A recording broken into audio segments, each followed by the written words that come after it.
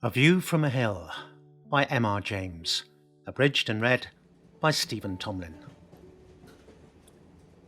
How pleasant it can be, alone in a first-class railway carriage, on the first day of a holiday, to dawdle through a bit of English country that is unfamiliar, stopping at every station. You have a map open on your knee, and you pick out the villages that lie to right and left by their church towers. You marvel at the complete stillness that attends your stoppage at the stations, broken only by a footstep crunching the gravel. The traveller I have in mind was making his leisurely progress on a sunny afternoon in the latter half of June. He was in the depths of the West Country, a man of academic pursuits. His term was just over, and he was on his way to meet a new friend, older than himself. The two of them had met first on an official inquiry in town, had found that they had many tastes and habits in common, liked each other, and the result was an invitation from Squire Richards to Mr. Fanshawe, which was now taking effect. The journey ended about 5 o'clock. Fanshawe was told by a cheerful country porter that the car from the hall had been delayed. "But I see, as you've got your bicycle, and very like you'll find it pleasanter to ride up to the hall yourself. Straight up the road here, and then first turn to the left. It ain't above 2 mile, and I'll see as your things is put in the car when it comes." The 2 miles to the hall were just what was needed, after the day in the train, to dispel somnolence and impart a wish for tea. The hall, when sighted, also promised just what was needed in the way of a quiet resting place after days of sitting on committees and college meetings. It was neither excitingly old nor depressingly new.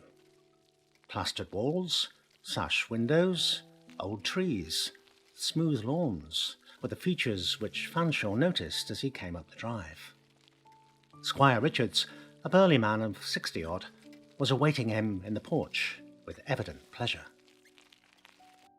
"Tea first," he said. "Or would you like a longer drink? No? All right. Tea's ready in the garden. Well, come along. They'll put your machine away. I always have tea under the lime tree by the stream on a day like this." Nor could you ask for a better place. Midsummer afternoon, shade and scent of a vast lime tree, cool, swirling waters within 5 yards. It was long before either of them suggested a move. But about 6, Mr. Richards sat up, knocked out his pipe, and said, "Look here, it's cool enough now to think of a stroll, if you're inclined. All right? Then what I suggest is that we walk up the park and get onto the hillside, where we can look over the country. We'll have a map, and I'll show you where things are. If you're ready, we can start now and be back well before 8, and taking it very easy." "I'm ready. I should like my stick, though, and have you got any field glasses? I lent mine to a man a week ago, and he's gone off Lord knows where and taken them with him." Mr. Richards pondered. "Yes," he said, "I have, but they're not things I use myself, and I don't know whether the ones I have will suit you. They're old-fashioned, and about twice as heavy as they make 'em now. Oh, you're welcome to have them, but I won't carry them. By the way, what do you want to drink after dinner?" Protestations that anything would do were overruled, and a satisfactory settlement was reached on the way to the front hall, where Mr. Fanshawe found his stick, and Mr. Richards, after thoughtful pinching of his lower lip, resorted to a drawer in the hall table, extracted a key, crossed to a cupboard in the panelling, opened it, took a box from the shelf, and put it on the table. "The glasses are in there," he said, "and there's some dodge of opening it, but I've forgotten what it is. Well, you try." Mr. Fanshawe accordingly tried. There was no keyhole, and the box was solid, heavy, and smooth. It seemed obvious that some part of it would have to be pressed before anything could happen. "The corners," said he to himself, "are the likely places. Ow! And infernally sharp corners they are too," he added, as he put his thumb in his mouth after exerting force on a lower corner. "What's the matter?" said the squire. "Why, your disgusting Borgia box has scratched me, drat it," said Fanshawe. The squire chuckled unfeelingly.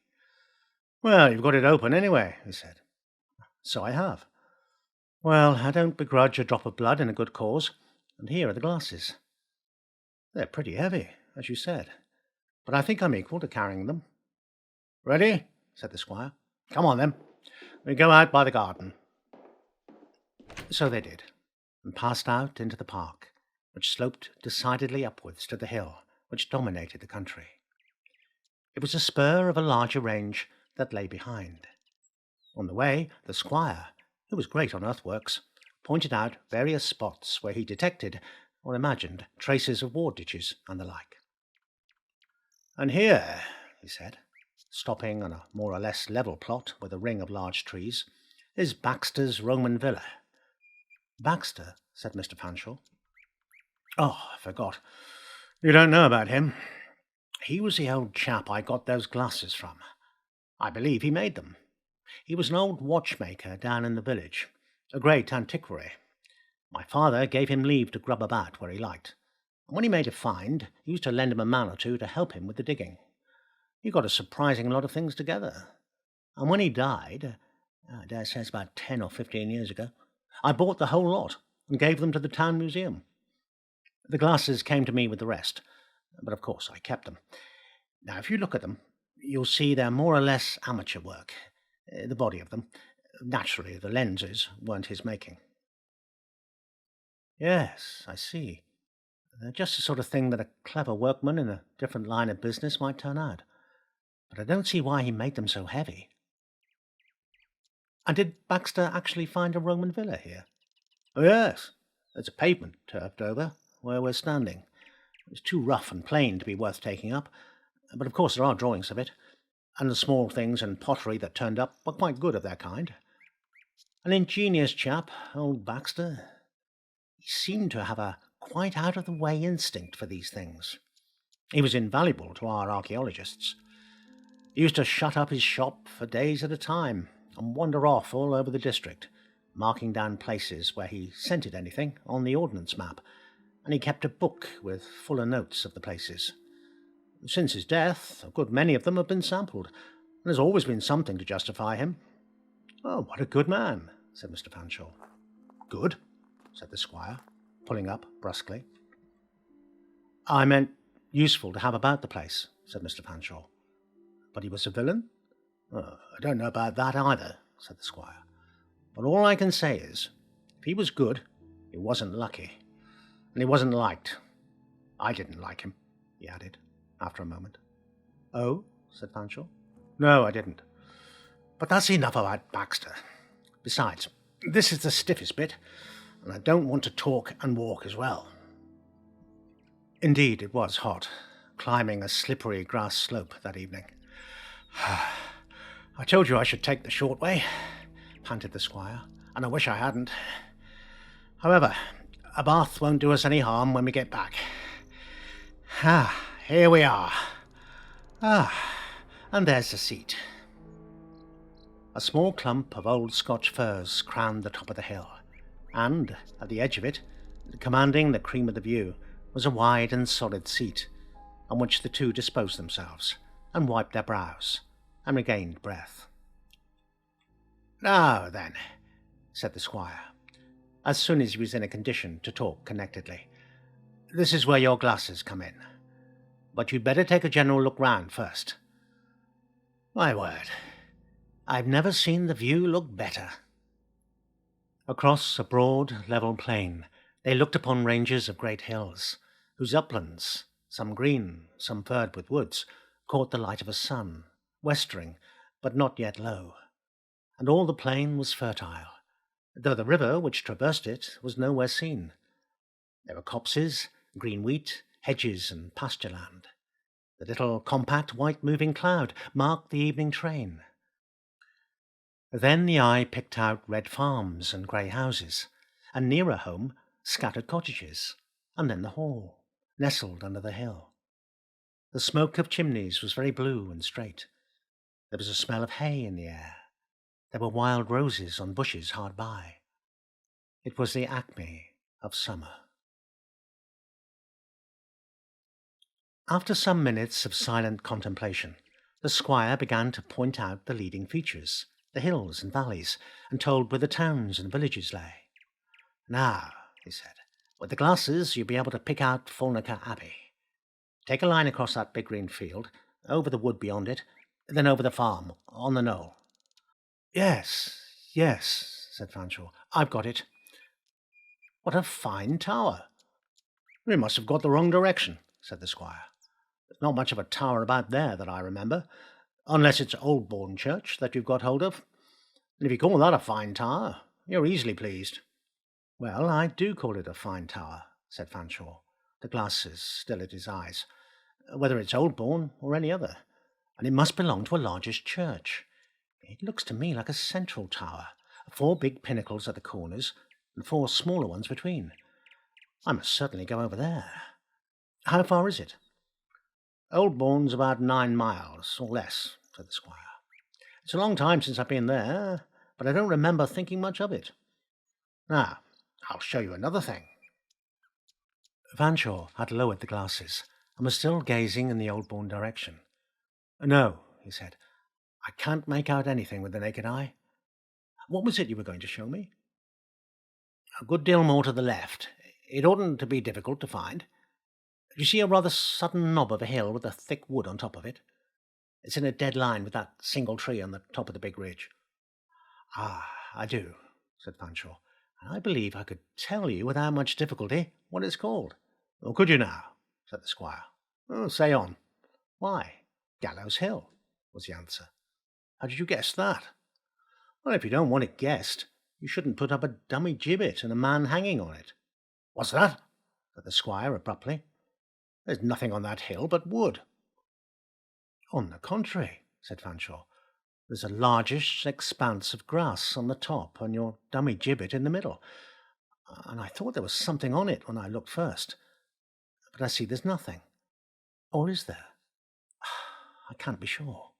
Nonsense, nonsense, Fanshawe. There's no such thing as a dummy gibbet or any other sort on that hill. And it's thick wood, a fairly young plantation. I was in it myself not a year ago. Hand me the glasses, though I don't suppose I can see anything. After a pause. No, I thought not. They won't show a thing. Meanwhile, Fanshawe was scanning the hill. It might be only 2 or 3 miles away. Well, it's very odd, he said. It does look exactly like a wood without the glass. He took it again. That is one of the oddest effects. The gibbet is perfectly plain, and the grass field. There even seem to be people on it. Carts, or a cart, with men in it. And yet when I take the glass away, there's nothing. There must be something in the way this afternoon light falls. I shall come up earlier in the day, when the sun's full on it. Did you say you saw people in a cart on that hill? Said the squire incredulously. What should they be doing there at this time of day? Even if the trees have been felled. Oh, do talk sense. Look again. Well, I certainly thought I saw them. Yes, I should say there were a few, just clearing off. And now, by Jove, it does look like something hanging on the gibbet. But these glasses are so beastly heavy, I can't hold them steady for long. Anyhow, you can take it from me, there's no wood. And if you'll show me the road on the map, I'll go there tomorrow. The squire remained brooding for some little time. At last he rose and said, Well, I suppose that'll be the best way to settle it. And now we'd better be getting back. Bath and dinner is my idea. And on the way back, he was not very communicative. They returned through the garden and went into the front hall to leave sticks, etc., in their due place. And here they found the aged butler, Patton, evidently in a state of some anxiety. Beg pardon, Master Henry, he began at once, but there's someone's been up to mischief here, I'm much afraid. He pointed to the open box, which had contained the glasses. Nothing worse than that, Patton, said the squire.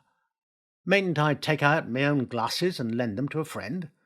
I brought with my own money, you recollect, at old Baxter's sale, eh? Patton bowed, unconvinced. Oh, very well, Master Henry, as long as you know who it was. Only I thought proper to name it, for I didn't think that box had been off its shelf since you first put it there. And, if you'll excuse me, after what happened—" The voice was lowered, and the rest was not audible to Fanshawe. The squire replied with a few words and a gruff laugh, and called on Fanshawe to come and be shown to his room. A sensation invaded Fanshawe in the small hours that something had been let out which ought not to have been let out, and he consequently slept badly.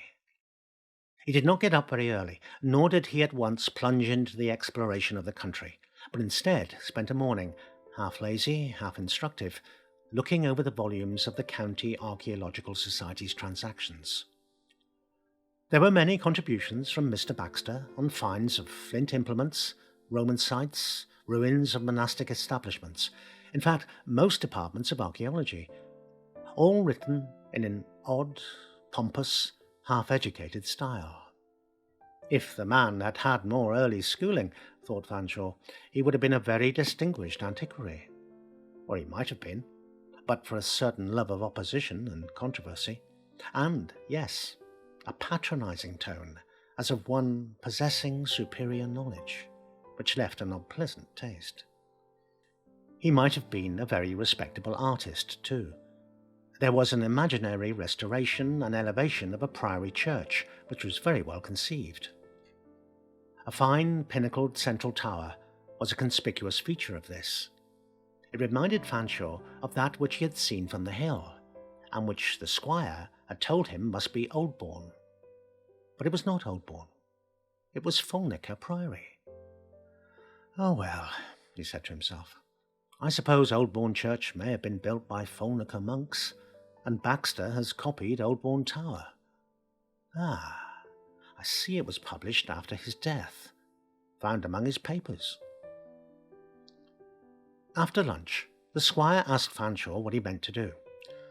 "Well," said Fanshawe, "I think I shall go out on my bike about 4, as far as Oldbourne and back by Gallows Hill. That ought to be a round of about 15 miles, oughtn't it?" About that," said the squire. "And you'll pass Lambsfield and Wanstone, both of which are worth looking at. There's a little glass at Lambsfield, and the stone at Wanstone." "Oh, good," said Fanshawe. "I'll get tea somewhere. Oh, and may I take the glasses? I'll strap them on my bike on the carrier." "Of course, if you like," said the squire. "I really ought to have some better ones. If I go into town today, I'll see if I can pick up some. Old Patton doesn't think these are fit to use." "Is he a judge?" "Oh, he's got some tale. I don't know. Something about old Baxter. I promised to let him tell me about it. It seems very much on his mind since last night. He was looking an old man this morning, and he said he hadn't closed an eye." "Well, let him save up his tale till I come back." "Very well, I will if I can. Now look here, are you going to be late? If you get a puncture 8 miles off and have to walk home, what then? I don't trust these bicycles. I shall tell them to give us cold things to eat." "I shan't mind that, whether I'm late or early. But I've got things to mend punctures with. And now, I'm off." It was just as well that the squire had made that arrangement about a cold supper, Fanshawe thought, and not for the first time, as he wheeled his bicycle up the drive about 9 o'clock. So also the squire thought, and said several times as he met him in the hall, rather pleased at the confirmation of his want of faith in bicycles than sympathetic with his hot, weary, thirsty, and indeed haggard friend. In fact, the kindest thing he found to say was, "You'll want a long drink tonight. Cider cup, do." "All right. Hear that, Patton? Cider cup, iced, lots of it." Then to Fanshawe, "Don't be all night over your bath." By 9:30 they were at dinner, and Fanshawe was reporting progress, if progress it might be called. "I got to Lambsfield very smoothly and saw the glass. It's very interesting stuff, but there's a lot of lettering I couldn't read." "Not with glasses?" said the squire. "Well, those glasses of yours are no manner of use inside a church, or inside anywhere, I suppose, for that matter. But the only places I took 'em into were churches." "Well, go on," said the squire. "However, I took some sort of a photograph of the window, and I dare say an enlargement would show what I want." Then one stone. Has anybody opened the mound it stands on? Baxter wanted to, but the farmer wouldn't let him. Oh well, I should think it would be worth doing. Anyhow, the next thing was a Fulnaker and Oldbourne. You know, it's very odd about that tower I saw from the hill. Oldbourne Church is nothing like it. And of course there's nothing over 30 feet high at Fulnaker, though you can see it did have a central tower. I didn't tell you, did I, that Baxter's fancy drawing of Fulnaker shows a tower exactly like the one I saw. So you thought, I dare say, put in the squire. No, it wasn't a case of thinking. The picture actually reminded me of what I'd seen, and I made sure it was Oldbourne well before I looked at the title. Well, Baxter had a fair idea of architecture. I dare say what's left made it easy for him to draw the right sort of tower. Well, that may be it, of course, but I'm doubtful if even a professional could have got it so exactly right. There's absolutely nothing left at Fulnaker but the bases of the piers which supported it. However, that isn't the oddest thing. What about Gallows Hill? Said the squire. Here, Patton, listen to this. I told you what Mr. Fanshawe said he saw from the hill. Yes, Master Henry, you did. And I can't say I was much surprised, considering. All right, and keep that till afterwards. We want to hear what Mr. Fanshawe saw today. Well, go on, Fanshawe. I got to the turning which goes to the top of Gallows Hill. I saw that if I wheeled my machine over the field at the top of the hill, I could join the home road on this side. It was about 6:30 when I got to the top of the hill, and there was a gate on my right, leading into the belt of plantation. Hear that, Patton? A belt, he says. Well, so I thought it was. A belt. But it wasn't. You were quite right, and I was hopelessly wrong. I cannot understand it. The whole top is planted quite thick. Well, I went on into this wood, wheeling and dragging my bike, expecting every minute to come to a clearing. And then my misfortunes began. Thorns, I suppose. At first I realised that the front tyre was slack, then the back. I couldn't stop to do more than to try to find the punctures and mark them, but even that was hopeless. So I ploughed on, and the farther I went, the less I liked the place. Not much poaching in that cover, eh, Patton? Said the squire. No, indeed, Master Henry. There's very few cares to go in. No, I know. Just never mind that now. I'll go on, Fanshawe. I don't blame anybody for not caring to go there. I know I had all the fancies one least likes. The steps crackling over twigs behind me, indistinct people stepping behind trees in front of me, and yes, and even a hand laid on my shoulder. I pulled up very sharp at that and looked round, but there really was no branch or bush that could have done it.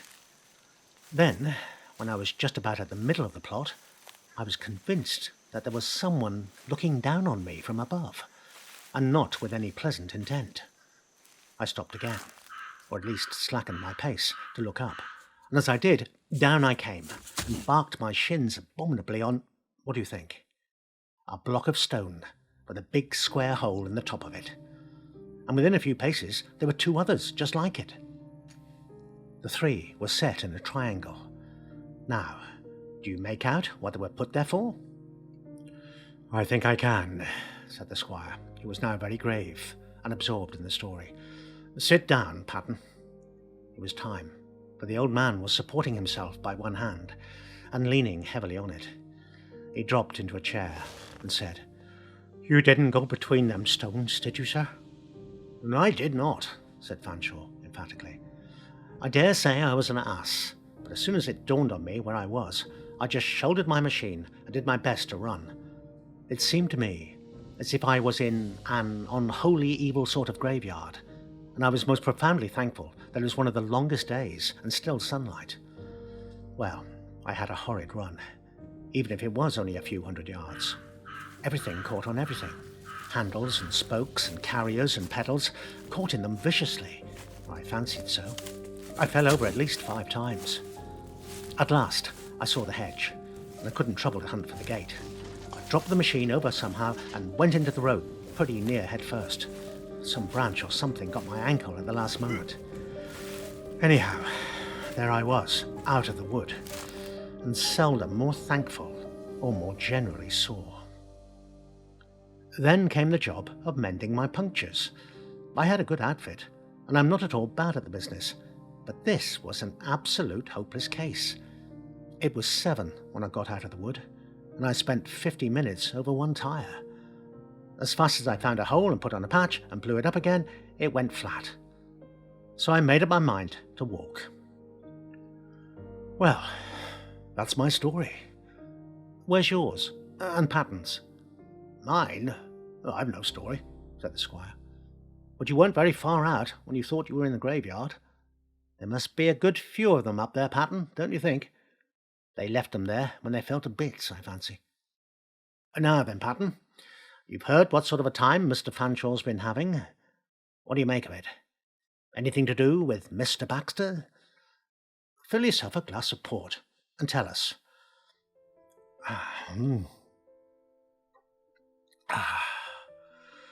Well, that done me good, Master Henry, said Patton, after absorbing what was before him. If you really wish to know what were in my thoughts, my answer will be clear in the affirmative. Yes, he went on, warming to his work, I would say as Mr. Fanshawe's experience of today were very largely due to the person you named. And I think, Master Henry, as I have some title to speak, in view of me being many years on speaking terms with him, and swore in to be jury foreman on the coroner's inquest near this time 10 years ago. Inquest, said Fanshawe. An inquest on Mr. Baxter, was there? Yes, sir, on that very person. The facts as led up to that occurrence was these. The deceased was, as you may have gathered, a very peculiar individual in his habits. He lived very much to himself, without neither chick nor child, as the saying is. We know how intent he was in rummaging and ransacking out all the history of the neighbourhood and the number of things he'd managed to collect together. They was spoke of for miles round as Baxter's Museum. Many a time when he might be in the mood, and I might have an hour to spare, have he showed me his pieces of pots and what-not, going back to the times of the Romans. But, however interesting, there was something about the man. Well, for one thing, no one ever remembered to see him in church or chapel at service time, and that made talk. Then how did he spend his nights, particularly about this season of the year? Time and again, the labouring men would meet him coming back as they went out to their work, and he'd pass them by without a word, looking, they says, like someone straight out of the asylum. They see the whites of his eyes all round. He'd have a fish basket with him, that they noticed, and he always come the same road. And the talk got to be that he'd made himself some business, and that not the best kind. Not so far from where you was at 7 o'clock this evening, sir. Well now, after such a night as that, Mr. Baxter, he'd shut up the shop, and about 3 o'clock in the afternoon, there come a most fearful to-do inside, and smoke out of the windows, and Baxter crying out, seemingly in an agony. Sir George Williams, as lived next door, he run round to the back premises and burst the door in, and several others come too. Well, he tell me he never in all his life smelt such a fearful odour as that what there was in that kitchen place. It seems as if Baxter had been boiling something in a pot and overset it on his leg. There he was, laid on the floor, trying to keep back the cries, but it was more than he could manage, and when the people come in, he was in a nice condition. Well, they picked him up, got him in a chair, and run for the medical man, and one of them was going to pick up the pot. And Baxter, he screams out to let it alone. So he did, but the neighbour couldn't see as there was anything in the pot but a few old brown bones. Then they says, Dr. Lawrence will be here in a minute, Mr. Baxter. He'll soon put you to rights. And then he was off again. He must be up to his room. He couldn't have the doctor come in there and see all that mess. They must throw a cloth over it. Anything. The tablecloth out of the parlour. Well, so they did. But that must have been poisonous stuff in that pot, for it was pretty near on 2 months afore Baxter were about again. Oh, beg pardon, Master Henry, was you going to say something? I was going to say I remember old Lawrence telling me he'd attended Baxter. He was a queer card, he said. Lawrence was up in the bedroom one day and picked up a little mask covered with black velvet and put it on in fun and went to look at himself in the glass. He hadn't time for a proper look, for old Baxter shouted out to him from the bed, "Put it down, you fool! Do you want to look through a dead man's eyes?" And it startled him so that he did put it down, and then he asked Baxter what he meant. And Baxter insisted on him handing it over, and said the man he bought it from was dead or some such nonsense. But Lawrence felt it as he handed it over, and he declared he was sure it was made out of the front of a skull. But go on, Patton. Yes, Master Henry. I'm nearly done now, and time too, for I don't know what they'll think about me in the servants' hall. Well, this business of the scalding was some years before Mr. Baxter was took, and he got about again and went on just as he used to. And one of the last jobs he'd done was finishing up them actual glasses what you took out last night. You see, he'd made the body of them some long time ago, and he got the pieces of glass for them, but there was something wanted to finish them, or whatever it was, I don't know. But I picked up the frame one day, and I says, "Mr. Baxter, why don't you make a job of this?" And he says, "When I done that, you'll hear news, you will. There's going to be no such pair of glasses as mine when they're filled and sealed." And there he stopped. And I says, "Why, Mr. Baxter, you talk as if they was wine bottles. Filled and sealed? Why, where's the necessity for that?" "Did I say filled and sealed?" he says. "Oh, well, I was suiting my conversation to my company." Well, then comes round this time of year, and one fine evening I was passing his shop, and he was standing on the step, very pleased with himself, and he says, "All right and tight now. My best bit of work's finished, and I'll be out with him tomorrow." "What, finish them glasses?" I says. "Might I have a look at them?" No, he says. "I put 'em to bed for tonight, and when I do show 'em you, you'll have to pay for peeping, so I tell you." And that, gentlemen, were the last words I heard that man say. That was the 17th of June, and just a week after, there was a funny thing happened, and it was due to that as we brought in On Sound Mind at the inquest.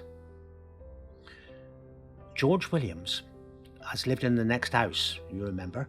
He was woke up that same night with a stumbling and tumbling about in Mr. Baxter's premises, and he got out of bed and he went to the front window on the street to see if there was any rough customers about, and it being a very light night, he could make sure as there was not. Then he stood and listened, and he heard Mr. Baxter coming down his front stair, one step after another, very slow, and he got the idea as if it was like someone being pushed or pulled down and holding on to everything he could. Next thing, he heard the street door come open, and out come Mr. Baxter in his day clothes, hat and all, with his arms straight down by his sides, and talking to himself, and shaking his head from one side to the other, and walking in that peculiar way that he appeared to be going as if it were against his own will. George Williams put up the window and hear him say, "Oh, mercy, gentlemen."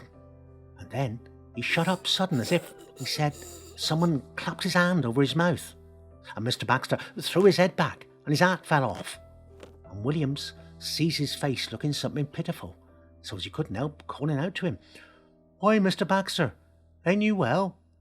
And he was going to offer to fetch Dr. Lawrence to him, only he heard the answer, "'Tis best you mind your own business. Put in your head." But whether it were Mr. Baxter said it, he never could be sure.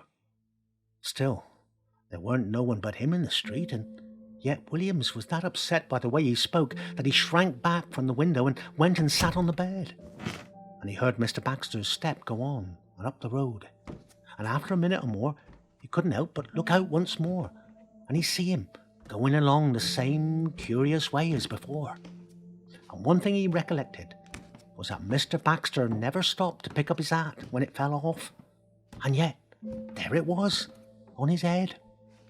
Well, Master Henry, that was the last anybody see of Mr. Baxter, leastways for a week or more.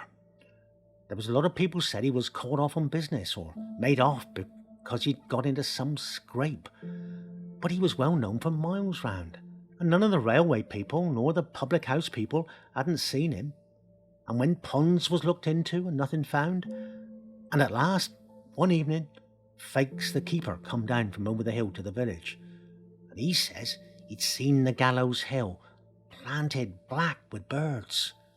And that was a funny thing, because he'd never seen no sign of a creature there in his time. So they looked at each other a bit, and half a dozen of them set out in the evening time and took Dr. Lawrence with them. And you know, Master Henry, there he was, between them 3 stones, with his neck broke. Useless to imagine the talk which this story set going. But before Patton left them, he said to Fanshawe, "Excuse me, sir, but did I understand as you took out them glasses with you today?" "I thought you did. And might I ask, did you make use of them at all?" "Yes, only to look at something in a church." "Oh, indeed. You took 'em into the church, did you, sir?" "Yes, I did. Oh, by the way, I've left them strapped onto my bicycle, I'm afraid, in the stable yard." "No matter for that, sir. I can bring them in first thing tomorrow, and perhaps you'll be so good as to look at them then?"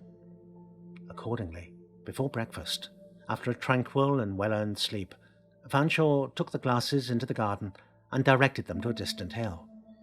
He lowered them instantly, and looked at top and bottom, worked the screws, tried them again and yet again, shrugged his shoulders, and replaced them on the hall table. "Patton," he said, "they're absolutely useless. I can't see a thing. It's as if someone had stuck a black wafer over the lens." "Spoiled my glasses, have you?" said the squire. "Oh, thank you. They're the only ones I've got." "Well, you try them yourself," said Fanshawe. "I've done nothing to them." So, after breakfast, the squire took them out to the terrace and stood on the steps. After a few ineffectual attempts, "Lord, how heavy they are," he said, and in the same instant dropped them onto the stones, and the lens splintered and the barrel cracked. A little pool of liquid formed on the stone slab. It was inky black, and the odour that rose from it is not to be described. "Filled and sealed, eh?" said the squire. "If I could bring myself to touch it, I dare say we should find a seal. So that's what's come of his boiling and distilling, is it? The old ghoul." "What in the world do you mean?" "Oh, don't you see? Remember what he said to the doctor about looking through dead men's eyes? Well, this was another way of it. But they didn't like having their bones boiled, I take it, and the end of it was they carried him off whither he would not. Well, I'll get a spade, and we'll bury this thing decently." As they smoothed the turf over it, the squire, handing the spade to Patton, who had been a reverential spectator, remarked to Fanshawe, "It's almost a pity you took those glasses into the church, sir. You might have seen more than you did. Baxter had them for a week, I make out, but I don't see that he did much in the time." "I'm not sure," said Fanshawe. "There is that picture of Falnaker Priory Church."